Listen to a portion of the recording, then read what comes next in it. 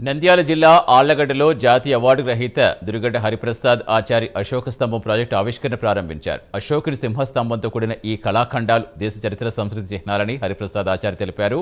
క్రీస్తు శకం 3వ శతాబ్దంలో అశోక స్తంభాన్ని నాటి అశోక చక్రవర్తి స్థాపించడం జరిగిందన్నారు. అశోక స్తంభం మన జాతి చిహ్నంగా గుర్తించారన్నారు. ప్రతి కార్యాలయం వద్ద అశోక స్తంభం ఏర్పాటు చేయాలని తెలిపారు. ఈ ప్రాజెక్టు కళ నెరవేర్చేందుకు తాము గత దశాబ్దాలుగా కృషి చేస్తున్నామన్నారు. ఈ స్తూపం స్థానికంగా ఏర్పాటు చేసేందుకు ఎవరైనా ముందుకొస్తే కేవలం సగం ధరకి ఇస్తామని శిల్పి హరిప్రసాద్ ప్రకటించారు. నేను యాక్చువల్లీ కాంటెంపరీ స్కల్ప్చర్ అంటే సమకాలీన శిల్పం ఫైన్ ఆర్ట్స్ చేశాను.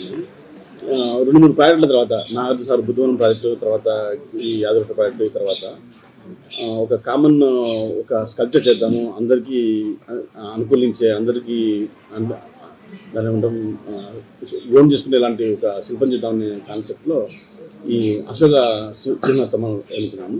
యాక్చువల్ మన కామన్ అశోక స్తంభం అంటే మనం నేషనల్ లెవెల్లో అనుకుంటాం. యాక్చువల్లీ దీని చరిత్ర చాలా ఎక్కువ. నేషనల్ సాయంత్రం నేషనల్ లెవెల్గా తీసుకున్నారు మన భారతదేశం.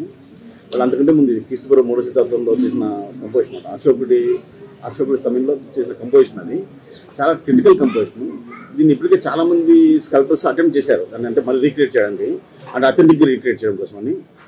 అది ఎందుకో నేను కూడా ఆల్మోస్ట్ 20 years ట్రై చేస్తాను నేను. ఐ థింక్ ఇప్పుడు నేను దాంట్లో సక్సెస్ అనే కాన్ఫిడెన్స్ వచ్చిన తర్వాత దీన్ని పబ్లిక్ చేయాలి. దీన్ని I like to share with, అంటే ఈ డెవలప్మెంట్ని, ఈ ఇంప్రూవ్మెంట్ని, ఈ రిజల్ట్ని అందరితో షేర్ చేసుకోవాలి.